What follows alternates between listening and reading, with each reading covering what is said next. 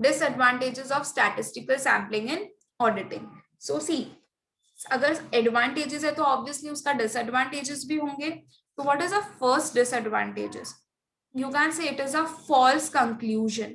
अगर आपने सैंपल को, दैट इज द ऑडिटर ने अगर सैंपल को प्रॉपरली सिलेक्ट नहीं किया होगा, तो जो भी कंक्लूजन ड्रॉ होगा वो भी कैसा होगा? वो भी गलत होगा.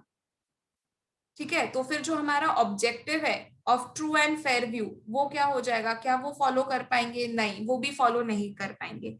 So if the technique is not been properly understood, the false conclusion may be drawn because of this. So this becomes a disadvantage.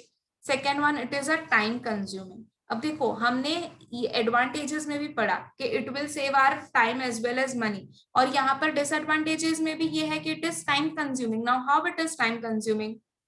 Now see, whatever time has been spent in drawing the samples, आप जो भी selection में time use करोगे, उतने में आप कुछ productive actual audit work कर लेते.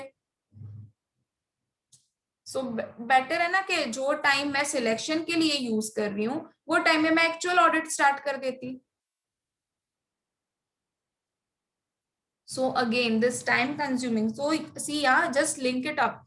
Time consuming can be use for the advantage as well. एक बार सिलेक्ट हो गया तो आपका टाइम कम कंज्यूम्ड होगा. At the same time this point can be used as a disadvantages as well, कि आप जितना टाइम सिलेक्शन में लगा रहे हो उतने टाइम में तो आप ऑडिट कर लेते. Now the next point is that audit judgement takes a second place to precise the mathematics. यहाँ पर आपका एक प्रॉपर जजमेंट होना चाहिए. ठीक है, आपने मैथमेटिकली तो सारा कुछ प्रॉपर है, प्रॉपर सिलेक्शन हो गया, बट व्हाट इफ के ऑडिटर का जो जजमेंट है वो ही प्रॉपर नहीं है. इट इज पॉसिबल कि जजमेंट प्रॉपर नहीं होगा, एंड जजमेंट प्रॉपर नहीं होगा तो ultimately what will happen? False conclusion will be drawn. Okay, next point is it is inflexible. This is a quite rigid method. ये एक रिजिड मेथड है. It does not provide any of the flexibility as well.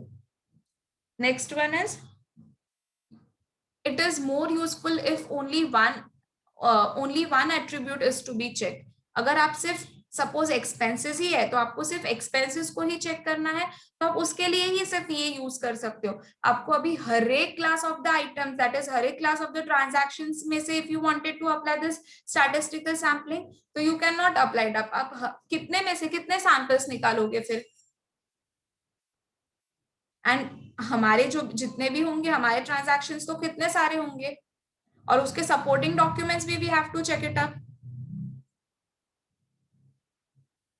So, statistics cannot handle the testing of several of your attributes of the transactions or a document.